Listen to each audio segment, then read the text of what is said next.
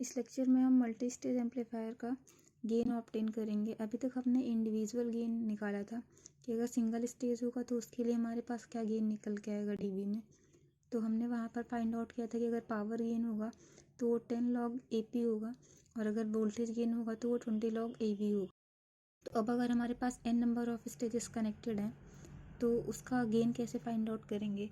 तो अगर हमने देखा कि n नंबर ऑफ स्टेजेस हैं तो इंडिविजुअल गेन क्या हो जाएगा, जो पहला स्टेज होगा उसका A1, सेकेंड स्टेज का गेन A2 और थर्ड स्टेज का गेन A3। इसी तरीके से n नंबर ऑफ स्टेजेस हैं अगर, तो n नंबर ऑफ स्टेजेस के लिए जो गेन है वो AN तक जाएगा। ये हमने एज्यूम किया हुआ है कि जितने भी स्टेजेस हैं उनका गेन आपने ये A1, A2, A3 and so on assume कर लिया है। तो इसी तरीके से अगर आपके पास n नंबर ऑफ स्टेजेस हैं या फिर 3 स्टेजेस हैं, 4 स्टेजेस हैं, तो उसके अकॉर्डिंग आपको इंडिविजुअल गेन अगर गिवन है तो आप ओवरऑल गेन कैसे फाइंड आउट करोगे। हमने प्रीवियस लेक्चर्स में देखा था कि ओवरऑल गेन हमें कैसे फाइंड आउट हुआ था।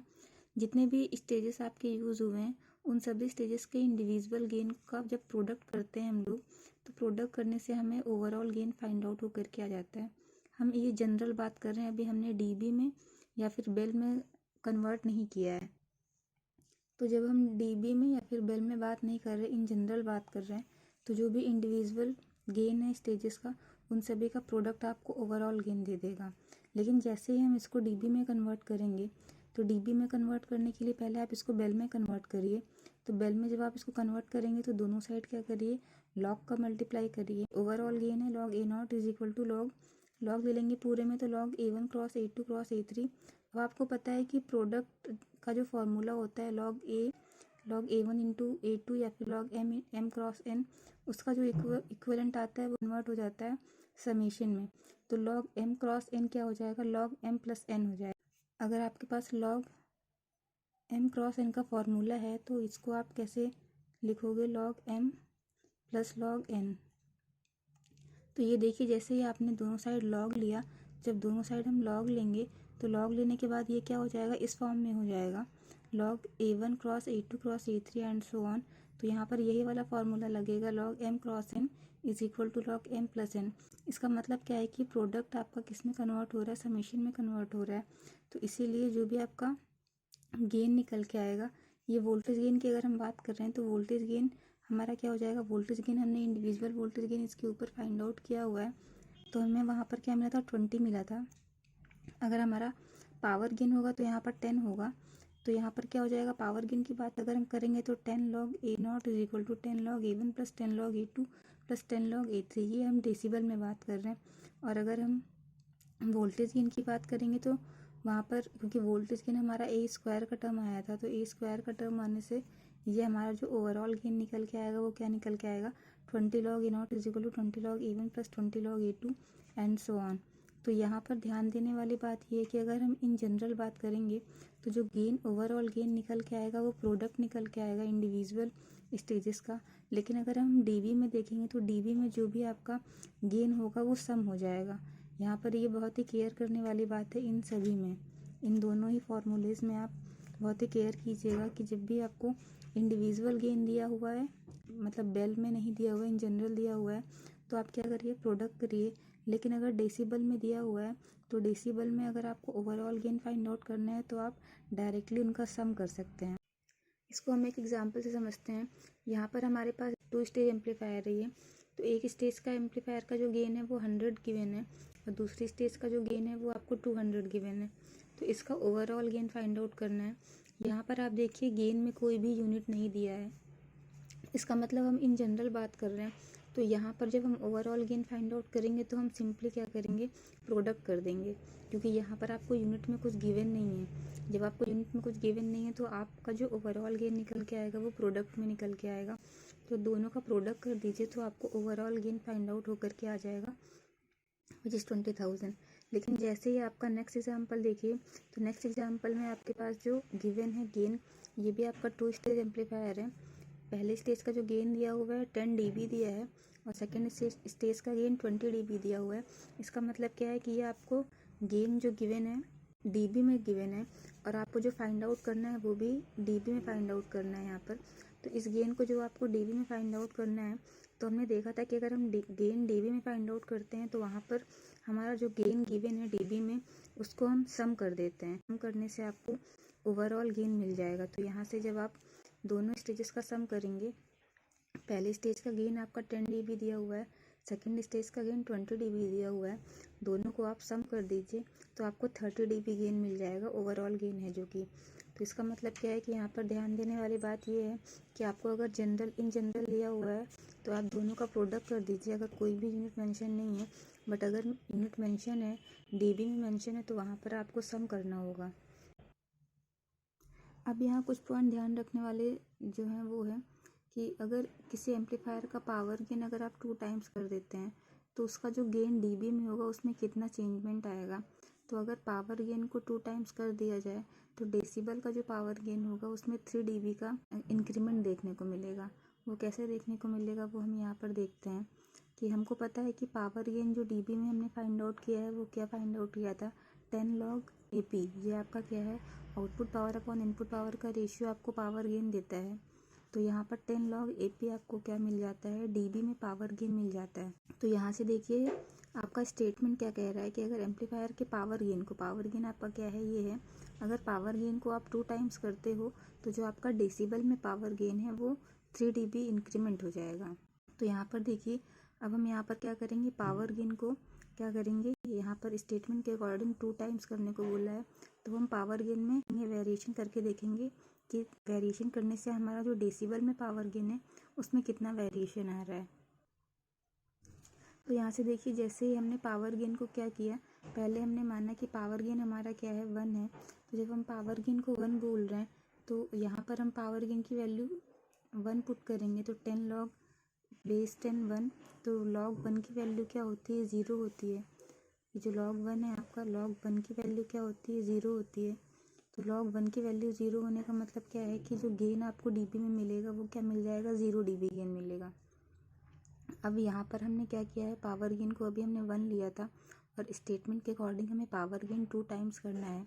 तो अब जो नेक्स्ट केस हम अज्यूम करेंगे उसमें जो पावर गेन लेंगे उसको 2 टाइम्स कर देंगे। तो यहाँ पर हमने पावर गेन को क्या किया, 2 टाइम्स किया। इसका मतलब 10 log 2, log 2 की वैल्यू जो होती है वो क्या होती है, 0.3010 होती है आपकी log 2 की वैल्यू।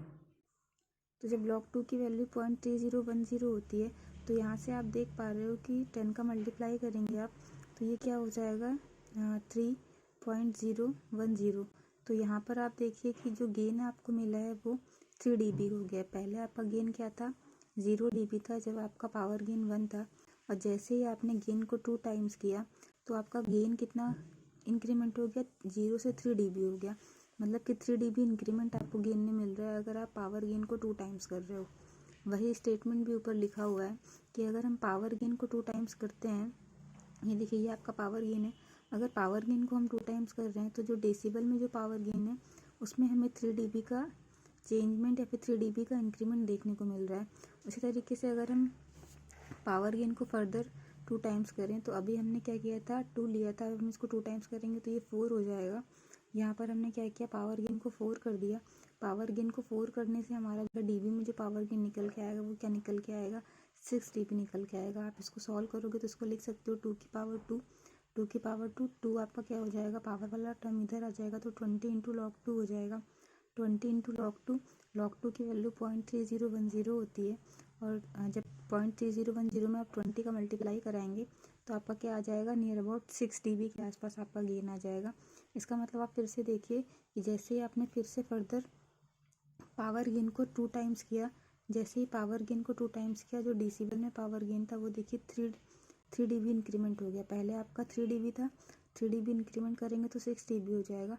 इसका मतलब क्या है कि स्टेटमेंट जो कह रहा है वो सही कह रहा है कि अगर हम पावर गेन को 2 टाइम्स करते जाएंगे, पावर गेन को 2 टाइम्स करने से हमारा जो डेसिबल में जो इंक्रीमेंट आएगा वो 3 dB का इंक्रीमेंट आएगा। इसी तरीके से अगर आप अभी तक आपने क्या किया है कि पावर गेन को क्या किया, 2 टाइम्स किया। अगर हम इसका अपोजिट कर दें कि पावर गेन को हाफ कर दें तो जब आप पावर गेन को हाफ करेंगे तो आपका नेगेटिव में चला जाएगा ये, और आपका 3 dB का एटेन्यूएशन आपको देखने को मिलेगा। जैसे ही आप पावर गेन को हाफ करेंगे तो जो आपका डेसिबल में पावर गेन होगा उस डेसिबल में पावर गेन में आपको माइनस का 3 dB अटेन्यूएशन देखने को मिलेगा। मतलब कि जैसे ही आप पावर गेन को हाफ करेंगे, हाफ करने से आपका माइनस का 3 dB डिक्रीमेंट देखने को मिलेगा, या फिर हम कह सकते हैं कि लॉस देखने को मिलेगा यहाँ पर। इसी तरीके से नेक्स्ट स्टेटमेंट है कि अभी हमने पावर गेन में देखा था, अब हम वोल्टेज गेन में अगर देखें तो अगर वोल्टेज गेन में हम 2 टाइम्स करें, वोल्टेज गेन को 2 टाइम्स करेंगे तो जो डेसिबल वोल्टेज गेन होगा उसमें 6 dB का इंक्रीमेंट देखने को मिलेगा। इसको हम डेरिवेशन से समझते हैं। तो यहाँ पर देखिए वोल्टेज गेन जो dB में हमने फाइंड आउट किया था वो क्या फाइंड आउट किया था, 20 log 10 V0 अपॉन VI। ये आपका क्या है, V0 अपॉन VI, यही आपका वोल्टेज गेन है। ये जो आपका V0 अपॉन VI है ये क्या है, वोल्टेज गेन है। इसको हमने रिप्लेस कर दिया तो जो वोल्टेज गेन डेसिबल में हमने फाइंड आउट किया है वो क्या निकल के आया है, 20 log base 10 AV voltage gain. तो अब देखिए स्टेटमेंट के अकॉर्डिंग अगर हम वोल्टेज गेन को 2 टाइम्स करते जाएं तो वोल्टेज गेन को 2 टाइम्स करने से जो डेसिबल में वोल्टेज गेन है उसमें 6 dB का इंक्रीमेंट देखने को मिलेगा। तो अब हम इसको करके देखते हैं। हमने पहला केस लिया कि वोल्टेज गेन हमारा 1 है। जब हमने वोल्टेज गेन को 1 रखा तो वोल्टेज गेन को 1 रखने से हमारा जो वोल्टेज गेन डेसिबल में जो वोल्टेज गेन निकल के आएगा वो 0 dB निकल के आएगा। क्यों, क्योंकि log 1 की वैल्यू क्या होती है, log 1 बेस 10 की वैल्यू 0 होती है। तो यहाँ से जो dB में वोल्टेज गेन निकल के आएगा वो क्या निकल के आएगा, 0 dB निकल के आएगा। अब स्टेटमेंट के अकॉर्डिंग वोल्टेज गेन को हमें क्या करना है, 2 टाइम्स करना है। तो जब हम वोल्टेज गेन को यहाँ पर 2 टाइम्स करेंगे तो वोल्टेज गेन को 2 टाइम्स करने पर हम देखते हैं कि यहाँ पर हम यहाँ पर वोल्टेज गेन को 2 टाइम्स कर रहे हैं तो 20 log 2 हो गया। log 2 की वैल्यू क्या होती है, 0.3010 होती है। तो यहाँ से हम क्या देख रहे हैं कि वोल्टेज गेन हमारा 6 dB हो गया। जब हम यहाँ पर इसकी वैल्यू पुट करेंगे 0.3010 log 2 की वैल्यू, तो log 2 की वैल्यू पुट करने से हमें 6 dB मतलब अप्रॉक्सीमेट 6 dB मिलेगा गेन डेसिबल में। तो यहाँ पर देखिए कि 0 dB था पहले, अब 0 dB से इंक्रीमेंट कितना हुआ, 6 dB का इंक्रीमेंट हुआ। कब हुआ, जब हमने जो वोल्टेज गेन था उसको क्या किया, 2 टाइम्स कर दिया। वोल्टेज गेन को 2 टाइम्स करने से जो डेसिबल में वोल्टेज गेन है उसमें 6 dB का इंक्रीमेंट देखने को मिल रहा है। सिमिलर यहाँ पर जब हमने वोल्टेज गेन को 2 टाइम्स किया, पहले 2 था, हमने क्या किया 4 किया। तो जैसे ही हम वोल्टेज गेन को और 2 टाइम्स करेंगे तो यहाँ पर देखिए log 4 हो जाएगा। log 4 इसको जब हम फर्दर सॉल्व करेंगे तो 2 की पावर 2 लिख सकते हैं, 2 पावर वाला इधर आ जाएगा तो ये 40 हो जाएगा। 40 और 40 log 2 हो जाएगा। log 2 की वैल्यू 0.3010 होती है। तो यहाँ पर आप देखिए 0.3010 मतलब कि 40 इंटू 0.3, 40 इंटू 0.3 आप करोगे तो 12 dB आपको मिल जाएगा गेन, नियर अबाउट 12 dB का गेन आपको मिलेगा। तो यहाँ पर देखिए कि यहाँ पर 6 dB का इंक्रीमेंट देखने को मिला हमने जैसे ही वोल्टेज गेन को क्या किया, 2 टाइम्स किया। तो यहाँ पर हमारा जो वोल्टेज गेन है उसमें हम इंक्रीमेंट कितना देख रहे हैं, 6 dB का इंक्रीमेंट देख रहे हैं। जब हमने वोल्टेज गेन 1 रखा था तो वोल्टेज गेन को 1 रखने से हमारा जो वोल्टेज गेन डेसिबल में निकल के आया था वो 0 dB निकल के आया था। जैसे ही हमने वोल्टेज गेन को 2 टाइम्स किया तो जो हमारा डेसिबल में वोल्टेज गेन था 6 टाइम इंक्रीमेंट हुआ, 6 dB इंक्रीमेंट हुआ। उसी तरीके से जैसे हमने और फर्दर उसको 2 टाइम्स किया तो हमारा वोल्टेज गेन में 6 dB का और इंक्रीमेंट हुआ। मतलब कि पहले 6 dB था तो अब आपका 6 dB का इंक्रीमेंट होगा तो 12 dB हो जाएगा। इसका मतलब क्या है कि जो स्टेटमेंट आपका कह रहा है कि अगर आप वोल्टेज गेन को 2 टाइम्स करोगे तो जो डेसिबल वोल्टेज गेन होगा उसमें आपका 6 dB का इंक्रीमेंट देखने को मिलेगा। इसी तरीके से अगर आप वोल्टेज गेन को क्या कर दो, हाफ कर दो, अभी तक हमने क्या किया 2 टाइम्स किया, अगर आप वोल्टेज गेन को अब यहाँ पर हाफ कर देंगे तो वोल्टेज गेन को हाफ करने से जो आपको डेसिबल मिलेगा उसमें क्या मिलेगा, नेगेटिव में मिलेगा। तो आपका यहाँ पर नेगेटिव 0 dB गेन आएगा। जैसे आप इसको हाफ करेंगे, हाफ करने पे आपको क्या मिलेगा कि जो आपका गेन होगा वो माइनस का 6 dB हो जाएगा, यहाँ पर माइनस का 12 dB हो जाएगा। इसका मतलब कि लॉसेस आपको देखने को मिलेंगे, अटेन्यूएशन आपको देखने को मिलेगा voltage gain, decibel voltage gain. तो जो आपका स्टेटमेंट है कि जब आप पावर गेन को 2 टाइम्स करोगे तो आपका जो डेसिबल में जो पावर गेन आएगा उसमें 3 dB का इंक्रीमेंट होगा। उसी तरीके से वोल्टेज गेन में अगर आप 2 टाइम्स की इंक्रीमेंट करते हो तो आपका जो डेसिबल वोल्टेज गेन है उसमें 6 dB का इंक्रीमेंट देखने को मिलेगा।